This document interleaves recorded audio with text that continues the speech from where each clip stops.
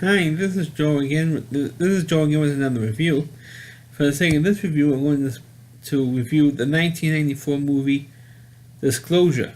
It's by Michael Cryan, Demi, Michael Douglas, Demi Moore, and Donald Sutherland. The reason why I say Michael Cryan is because the movie is based on the 1993 novel of the same name, written by Michael Cryan, who just came off of Jurassic Park. And there was a time in the early 90s when a lot of movies based on Michael Crichton's books were coming out, particularly of course, with Jurassic Park. And this was, I think it was like 2 books after Jurassic Park. He wrote Disclosure with Raising Sun was in between Jurassic Park and Disclosure. Of course, at the time that Michael Crichton wrote this book, it was the time when you had the Anita Hill hearing, which came out like a year before, 2 years before. You had the Anita Hill Clarence Thomas thing, which, according to Sean Hannity, the piece of crap, it was totally made up to discredit a conservative judge was being vetted for the Supreme Court in Clarence Thomas.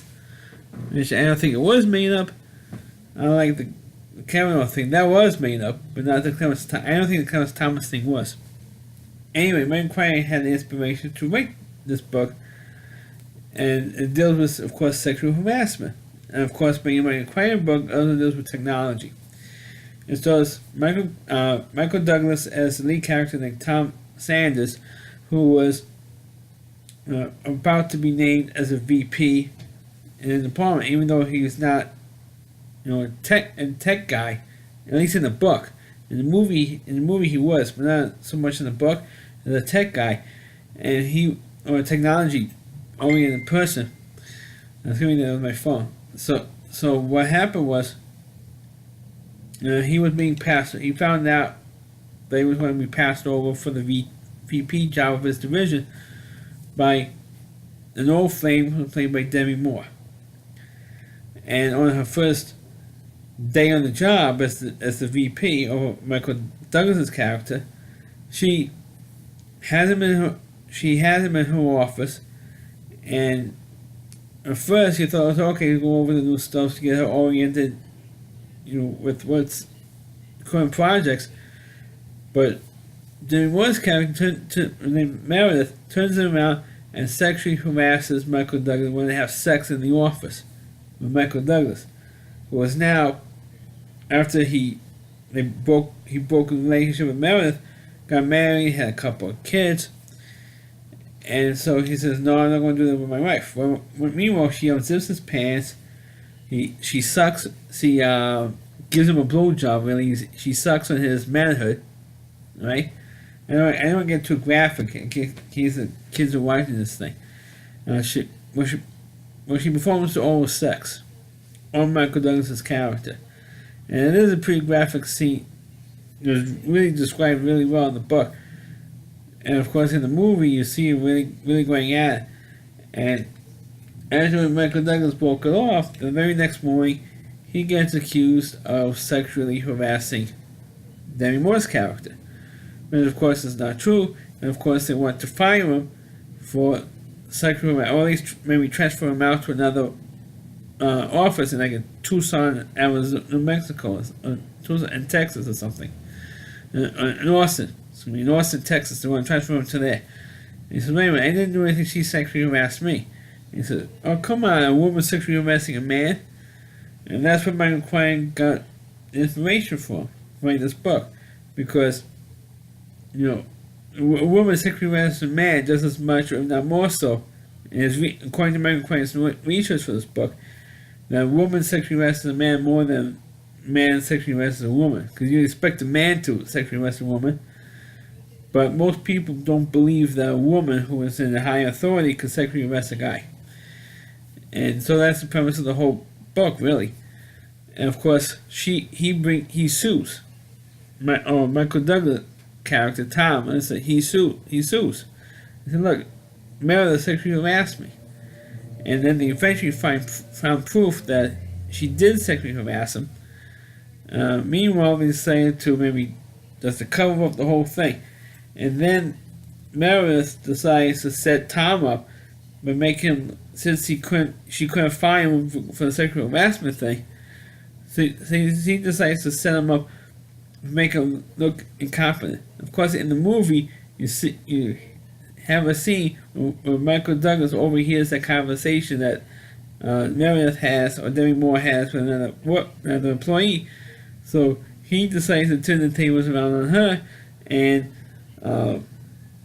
he ended up winning everything, and she is the one who makes it look bad, and she's the one who gets fired. And or Demi Moore ends up getting fired, and in the book you see the wife never knew in the book what was going on. At first they said, "Oh, who's that?" And they didn't know that was the one who was sexually harassed him in the book. So, she's nobody, and that's how it ended in the book. Well, in the movie, the wife knew everything, and says, or eventually found out everything, and she does get fired. And another woman in the company, who Michael Douglas likes, gets promoted as the new VP, and then the new VP who took over for Meredith says, "I want Tom Sanders to be my number 2 guy. If anything happens to me, he will take over, for me. That's what I want." And it looks like the company first wanted him out, and it's typical office politics crap. And then it says, we know one big happy family now, and we took care of everything. But the people who wanted, other than Meredith, the people who wanted Tom out were still there in the company. So other than Meredith being fired, it really didn't resolve anything in this story. In terms of all the other people who were involved in trying to get Tom fired. Because like I said in the book, Tom was not a computer-oriented guy. But in the movie, they got rid of that little subplot. For the movie version, to make it a little bit better story.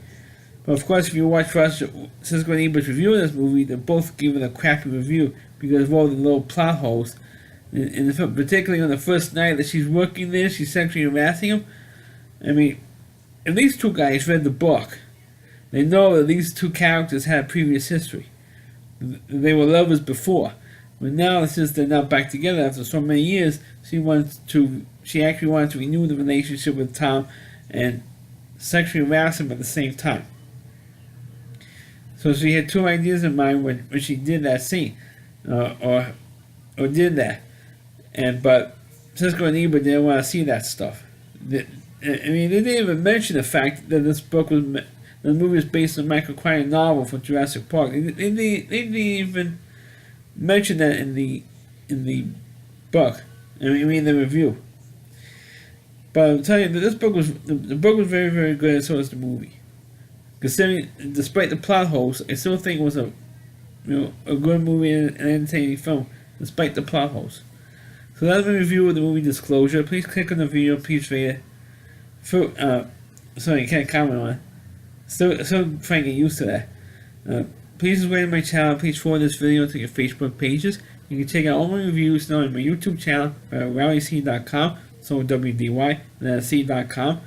There's a homepage of our reviewer, Christy Moore. Please check out all of his videos on this website. Thanks for watching. Catch you next time.